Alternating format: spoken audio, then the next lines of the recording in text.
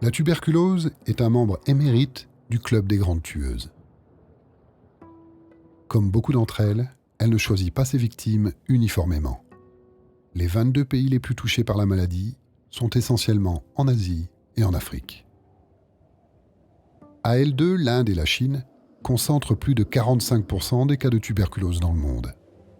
Si l'on observe la prévalence de la maladie, c'est-à-dire le nombre de malades par rapport à la population totale du pays, c'est au Cambodge et en Afrique du Sud qu'on trouve les taux les plus élevés. Sur un échantillon de 100 000 personnes, au Cambodge, on dénombre 764 malades, alors qu'en Chine, 99.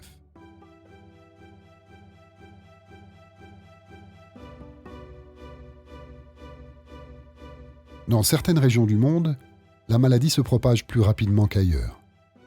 L'Afrique australe arrive largement en tête. Swaziland, Afrique du Sud, Mozambique et Zimbabwe sont les pays où le nombre de nouveaux cas était le plus élevé en 2013. Pourquoi plus vite ici qu'ailleurs?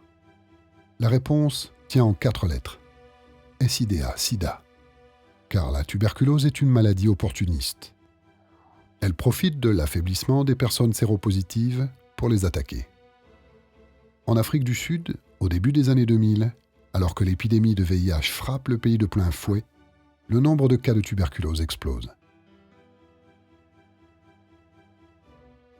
Un dernier paramètre est à prendre en compte, les résistances, c'est-à-dire les cas de tuberculose difficiles à soigner, car le bacille s'est adapté aux antibiotiques. L'Europe de l'Est et l'Asie centrale concentrent le plus grand nombre de malades dits résistants. Si on arrive à guérir aujourd'hui 80% des cas de tuberculose non résistante, plus de la moitié des cas de tuberculose résistante sont incurables. La tuberculose est certes une vieille maladie, mais la menace est bien actuelle.